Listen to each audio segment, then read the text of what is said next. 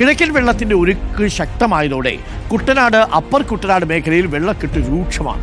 നിരവധി വീടുകൾ വെള്ളത്തിലായിട്ടുണ്ട്. ഉൾപ്രദേശങ്ങളിലെ ഗതാഗതം പൂർണ്ണമായും തടസ്സപ്പെട്ടു. തൊഴുത്തുകളിൽ ഉൾപ്പെടെ വെള്ളം കയറിയതോടെ ക്ഷീര കർഷകരും ദുരിതത്തിലാണ്. ശരത്ത് SS കുട്ടനാട്ടിൽ നിന്ന് നമുക്കൊപ്പം ചേരുന്നുണ്ട്. Sarath, good morning. ശരത്ത്, കുട്ടനാട്ടിൽ ഒരു മഴ പെയ്തങ്ങോട്ട് തീർന്നാൽ പിന്നെ അങ്ങോട്ട് ദുരിതമാണ്. പല ഘട്ടത്തിലുള്ള ദുരിതമായി. സഞ്ചരിക്കാൻ പറ്റൂല, അവിടുത്തെ തൊഴുത്തുകളിൽ പോലും വെള്ളം കയറി കിടക്കുന്ന അവസ്ഥ.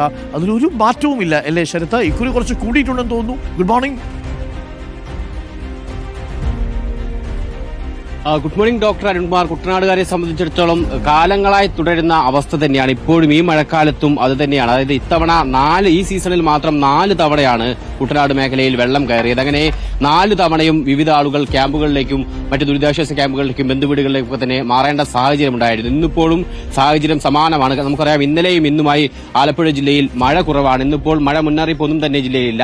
എന്നിരുന്നാലും വെള്ളക്കെട്ടടക്കമുള്ള പ്രതിസന്ധികൾ ഇപ്പോഴും ഈ കിഴക്കൻ മേഖലയിൽ തുടരുകയാണ്. കുട്ടനാട് അപ്പർ കുട്ടനാട് മേഖലയിൽ ഇപ്പോഴും വെള്ളക്കെട്ടാണ് എന്നുള്ളതാണ്. നമുക്ക് ദൃശ്യങ്ങളിൽ കണ്ടാൽ തന്നെ മനസ്സിലാകും. ഒരു വീടിന്റെ മുൻവശമാണിത്. ഈ ഗേറ്റിനപ്പുറം വീട് ഈ രീതിയിൽ വെള്ളം ഓരോ വീടുകളിലേക്കും കയറിയിട്ടുണ്ട് എന്നുള്ളതാണ്.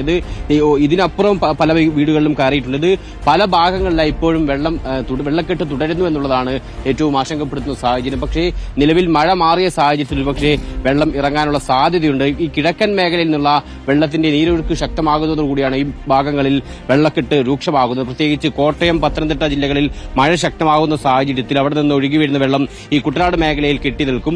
അങ്ങനെ ഈ ഭാഗങ്ങളിൽ വീടുകളിലേക്ക് അടക്കം വെള്ളം കയറുന്ന സാഹചര്യമുണ്ടാകും. ഈ പറഞ്ഞതുപോലെ തൊഴുത്തുകളിലേക്കടക്കം തന്നെ വെള്ളം കയറിയതോടെ ഈ ക്ഷീര കർഷകരും വലിയ ദുരിതത്തിലാണ്. അപ്പം ഈ ഭാഗങ്ങളിലേക്ക് വാഹന ഗതാഗതമടക്കം വലിയ പ്രതിസന്ധിയാണ്. നിലവിൽ ഇതിനകം തന്നെ നിരവധി സ്ഥലങ്ങളിൽ ബസ് സർവീസ് അടക്കം നിർത്തിവെക്കുന്ന സാഹചര്യം ഈ വെള്ളക്കെട്ടിലേക്ക്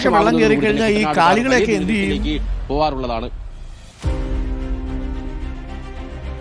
അരുൺകുമാർ, അത്തരം പ്രതിസന്ധികളിൽ ഇത്തരം പശുക്കളെയൊക്കെ തന്നെ ഉയർന്ന പ്രദേശങ്ങളിലേക്ക് മാറ്റി പാർപ്പിക്കുകയാണ് അല്ലെങ്കിൽ മാറ്റി കൊണ്ടുപോവുകയാണ് സാധാരണ ചെയ്യാറുള്ളത്. പക്ഷേ കുട്ടനാട്ടിലെ ഒട്ടുമിക്ക മേഖലയിലും വെള്ളമാകുന്ന സാഹചര്യത്തിൽ അത്തരം സ്ഥലങ്ങൾ കണ്ടുപിടിക്കുക എന്നതുപോലും പ്രയാസകരമാണ്. മാത്രമല്ല, ആളുകൾ മാറി താമസിക്കുന്നതിലും വലിയ പ്രയാസകരമാണ്. പലപ്പോഴും ദുരിതാശ്വാസ ക്യാമ്പുകളായി തിരഞ്ഞെടുക്കുന്നത് സ്കൂളുകളാണ്. പക്ഷേ സ്കൂളുകളിൽ പോലും വെള്ളമുണ്ട് എന്നുള്ളതാണ് ഏറ്റവും ആശങ്കപ്പെടുത്തുന്ന സാഹചര്യം. അങ്ങനെ സ്കൂളുകളിൽ പോലും വെള്ളമുള്ള സാഹചര്യത്തിലാണ് ഇപ്പോൾ ഇന്നിപ്പോൾ കുട്ടനാട് താലൂക്കിൽ മാത്രം പ്രൊഫഷണൽ കോളേജ് അടക്കമുള്ള വിദ്യാഭ്യാസ സ്ഥാപനങ്ങൾ അവധി പ്രഖ്യാപിച്ചിട്ടുണ്ട്. ഒപ്പം അല്ലേ, ഒന്ന് ആലോചിച്ച് നോക്കൂ, എത്ര ബുദ്ധിമുട്ടിയാണ് നടന്നു പോകുന്നത്. മുട്ടോളം വെള്ളമുണ്ട്.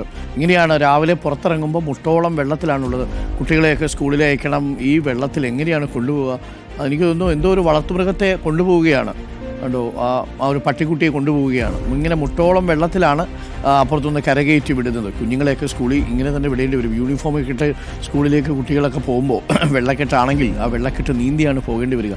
എത്രയെത്ര ദുരിതങ്ങളല്ലേ. ശരത്, തിരിച്ച് ഞാൻ വരാം. നമുക്ക് എന്തായാലും ഇന്നിപ്പോൾ വെയിൽ വന്നു എന്നുള്ളത് ചെറിയൊരു ആശ്വാസമാണ്. ഇന്നത്തോടു കൂടി ഒരു പക്ഷേ പലയിടങ്ങളിൽ നിന്നും വെള്ളം ഇറങ്ങി തുടങ്ങുമായിരിക്കും.